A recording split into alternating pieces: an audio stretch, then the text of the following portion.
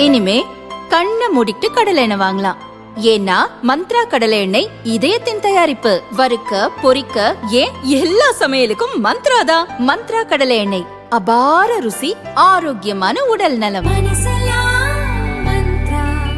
கோவை மாவட்டம் அவிநாசியில் மத்திய அரசை கண்டித்து திமுக சார்பில் ஆர்ப்பாட்டம் நடந்தது. இதில் பேசிய திமுக எம்பி ஆர் ராஜா, பிரதமர் மோடி அமித்ஷா குறித்து பேசியதும் வந்தே மாதரம் பாடல் குறித்து பேசியதும் கடும் சர்ச்சையை ஏற்படுத்தியுள்ளது. எல்லா நாடாளுமன்றத்தில் பாத்தீங்கன்னா பாகிஸ்தான் படையெடுத்து வந்தது மோடி தான் காப்பாத்தினார். சைனா படையெடுத்து வந்தது மோடி தான் காப்பாத்தினார்.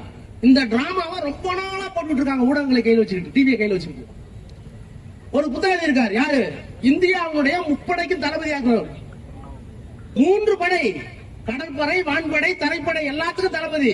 இந்த 3 தளபதிக்கும் ஒரு மூத்த தளபதி. அவர் ரிட்டையர் ஆகி ஒரு புத்தகம் எழுதியிருக்கார். அந்த புத்தகத்தில் என்ன சொல்றாரு?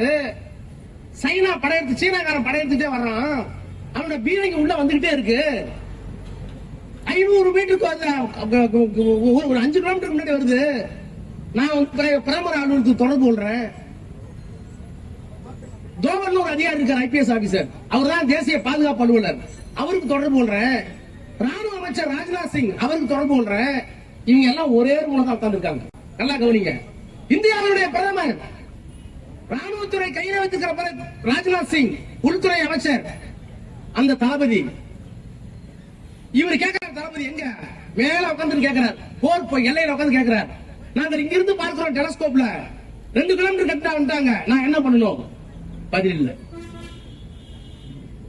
இன்னும் கிட்ட வந்துட்டாங்க, 1 கிலோமீட்டர் வந்துட்டாங்க, 500 மீட்டர் வந்துட்டாங்க, என்ன செய்யணும் சொல்லுங்க. நீ என்ன வேணாலும் பண்ணிக்க, நீயே முடிவெடுத்துக்க. கடைசியா இந்த அயோக்கியத்தனத்தை செய்தது இந்த பிரதமரும், இந்த ராணுவத்துறை அமைச்சரும், இந்த ஒன்றிய அரசும் என்று புத்தகம் எழுதிய நான் அல்ல, தினேஷ்குமார் இல்ல, சிபிஎம் தலைவர் இல்ல, சிபிஐ தலைவர் இல்ல, உங்கள்கிட்ட ராணுவ தளபதி உங்க யோகிதை எழுதுகிறார். அந்த புத்தகத்தை வெளியிட மாட்டேங்கிறீங்க. அந்த புத்தகம் ராகுல் காந்தி கையில் கிடைச்சு போச்சு. ராகுல் காந்தி கையில கிடைச்சு நாடாளுமன்றத்தில் எடுத்து காமிச்சா என்ன சொல்லணும்? ஒரு ஜனநாயகவாதி பேச விடணும்ல, பேசவே விடல, பேசவே விடலைங்க. இந்தியா சுதந்திரம் அடைந்து எத்தனை வருஷம் ஆச்சு? இன்னைக்கு 75 வருஷம் தாண்டிட்டோம். இந்த 77 ஆண்டு காலத்தில் அந்த விவாதத்தில் பங்கேற்ற ராகுல் காந்தியை பேச விடாமல் தடுத்து, அதற்கு பிறகு யாரையும் பேச விடாமல், ரொம்ப கேவலம், பிரதமரே பேசாம தானா முடிஞ்ச நாடாளுமன்றம், இந்த நாடாளுமன்றம் சீரழிஞ்ச நாடாளுமன்றம். ஜனநாயகத்தில் குழி தோண்டி புதைத்தார்கள். ஏன் உண்மை வெளியே வந்துடக்கூடாது? இவர் 5 வருஷம் சொன்னார், நான் தான் சௌகிதார். சௌகிதார்னா இந்தியாவை காப்பாற்றக்கூடிய காவலாளர். நீ காவலாளா திருடனுக்கு தெரிஞ்சு போச்சா? இப்ப தெரிஞ்சு போச்சா? சரி, இப்ப பண்ணீங்க. அமெரிக்காவுக்கும் இந்தியாவுக்கும் ஒரு வர்த்தக ஒப்பந்தம் நடந்துச்சு. அந்த ஒப்பந்தத்தில் நாங்கள் வெற்றி பெற்று விட்டோம்.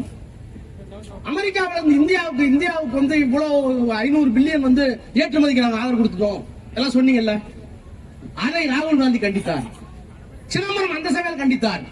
இந்த உடன்படிக்கை தவறு மட்டுமல்ல, இந்தியாவை நீங்கள் விற்கிறீர்கள், இந்தியாவுடைய விவசாயிகளை நீங்கள் மூழ்கடிக்கிறீர்கள், இந்தியாவே விற்கிறீங்க நீங்க.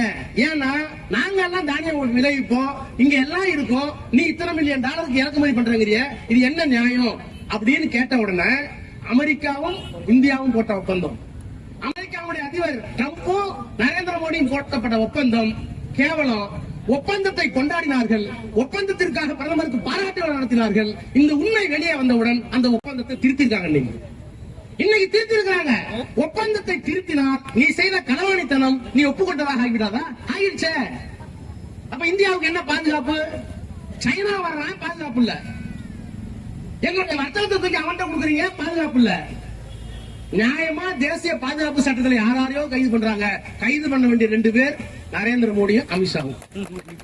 இந்த தேசத்தை விற்று கொண்டிருக்கிற இந்த 2 பேரையும் கைது பண்ணாதான் இந்த நாட்டுக்கு நடந்துக்கும். நம்மளால முடியாது, நம்மளால கைது பண்ண முடியாது. ஏன்னா கைது பண்ற இடத்துல அவங்க இருக்காங்க. அப்போ ஒரே வழி, இந்த ஆட்சியை வீட்டுக்கு அனுப்புவதை தவிர தமிழ்நாட்டு மக்களுக்கு வேறு வேலை இல்லை. அதை விலக்கி சொல்ல வேண்டும் என்பதற்காகத்தான் இந்த கூட்டம், இந்த ஆர்ப்பாட்டம். இன்னும் சொல்லிட்டே போகலாம். தமிழனே ஒத்துக்க மாட்டேங்கிறீங்க, தமிழை ஒத்துக்க மாட்டேங்கிறீங்க, உங்களுக்கு இருக்கிற அடையாளத்தை ஒத்துக்க மாட்டேங்கிறீங்க, நாகரிகத்தை ஒத்துக்க மாட்டேங்கிறீங்க, எங்களுக்கு இருக்கிற எந்த பெருமையும் ஒத்துக்க மாட்டேங்கிறீங்க. இப்ப நீங்க போட்டுருவாங்க வந்தே மாதரம் பாடலை பாட வேண்டும், வருமா வராதா? என்னைக்கு வந்தே மாதம் நீங்க பாடுவீங்க? வந்தே மாதரம் பாட்டு வந்துச்சு, நாடாளுமன்றத்தில் பேசிருக்கேன். சக்கரை கிழிச்சு அவன் டைம் பதில் இருந்ததா? பதில் இருந்ததா? இந்த பாடல் வந்ததே தவறு. இந்து முஸ்லிம் ஒற்றுமையை சீர்குலைத்தது இந்த பாடல் தான். இந்த பாடலை ஆதரித்து பேசுவது தவறு, தேச துரோகம். பேசலாம் ராஜா திமுக சார்பில். பதில் இருக்கா? இன்னைக்கு பாக்குற அந்த பாடலை பாடுன்னு சொல்றீங்க.